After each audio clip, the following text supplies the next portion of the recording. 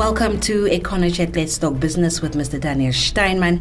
I'm Elspeth Mnyani, your hostess, and today we are talking about policies. Mr. Steinman. Yes, Elspeth. Yeah. Your mouth is already open, like you have a lot to say today. I can keep you busy for a while with policy. Okay. So, policies, when we talk about policies in a country, that is run by laws and all that, but also when we talk about it in an economical term, how important are policies? Elspeth, let me first set the record straight. We're talking about policy, the singular. Policy, okay. Yeah, policies is what you take out on your life, and then you pray hard that you don't die early, because you will never see the benefits yourself. Okay, but I understand what you're saying. But I'm just kidding. Oh, okay. I didn't get that one. Policy is very, very important, because without policy there is no economy.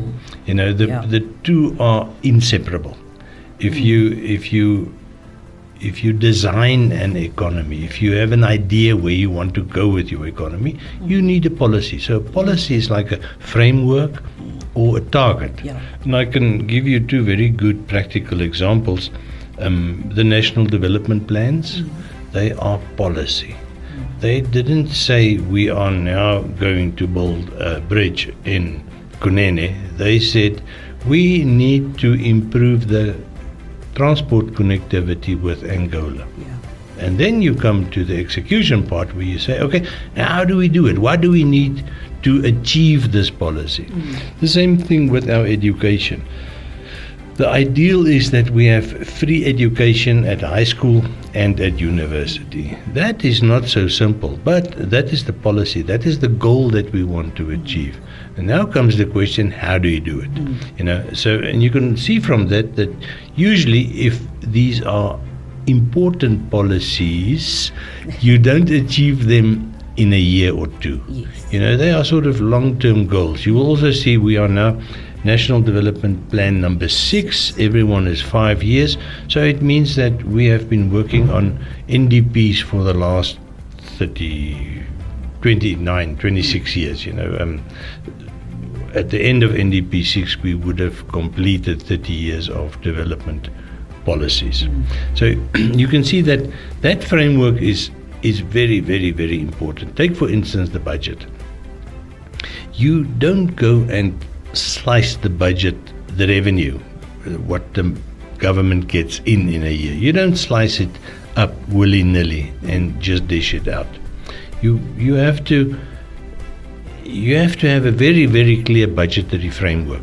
Now, I don't want to say that before 2003 we basically dished out the budget the way we wanted to, but to illustrate the importance of policy for the economy, before 2003 the budget was an expedience-based budget. In other words, we saw what we've got.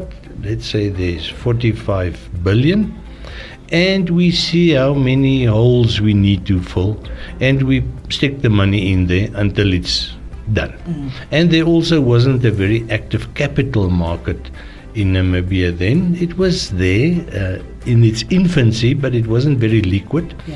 And it wasn't populated very well with instruments. Now, that is a mouthful, I realize, but what I mean by that is today you've got about 20 different government bonds, and you have a whole lot of private company, especially bank bonds, but also NamPower and NamWater, big substantial bonds, you know. This is all part of policy. These institutions say in their planning, we need to raise money.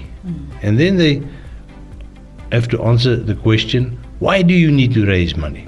And with a company like NamPower, it's obvious, because we want to expand the electricity network and the generation capacity and. The same with NamWater. NamWater, they get a directive from Cabinet that says there shouldn't be a single village in this country without fresh potable water that is brought to it. No more mangas dig, or not mangas, guaras dig in the riverbed and that sort of thing. We want fresh, clean, hygienic water. This is the policy. And then NamWater says, how do we achieve it? We go to the capital market, we list a bond, and we get the money.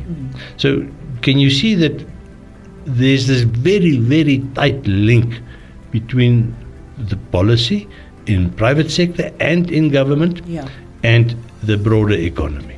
You know, it is, I would want to say, and this is a bit philosophical, but in a Namibian context, policy is the second most important economic aspect. And you will, if you remember from our previous discussions, I'm very fond of stating what is the single most important economic element in Namibia, and that is water. Yes. Nothing in Namibia is more important than water. We can do without all the others, but we can't do without water. You know, so you get an idea that if we did not have a policy to develop electricity generation on the Kunene River through the hydro schemes, we would not have had a task team for the last 20 years investigating and doing the groundwork for where will it be best suited to build a dam. With all the stuff that surrounds it, people opposing it, people supporting it, but the important thing is there's a policy. There's a policy that we need to use that water, that if we don't catch it and use it, it simply runs into the sea. You know, it's like the Orange River, below where the Fish River joins it. We need a dam there as well. You realize that? Have you got $5 billion for us? Well, or what was it? But what I want to talk about in more detail in our further talks today is foreign policy. And that's the reason why I mentioned the Orange Rivers and the Kunene Rivers. Because that water does not belong to us alone. We share that with Angola and with South Africa. And now you can see from the fact that I mentioned earlier, we've been talking for 20 years about Baines, the so-called Baines project in the Kunene River. And we haven't built 2 bricks yet, not one stone upon another. And the same thing in the lower Orange River. Every year we've been lamenting how long are we now independent? 36 years almost. Huh? Way too long. We've been lamenting the water in the lower Orange River just runs into the sea and it damages the golf course in Oranjemund. Can you imagine? This is what's uppermost on their minds. Let's quickly go for a short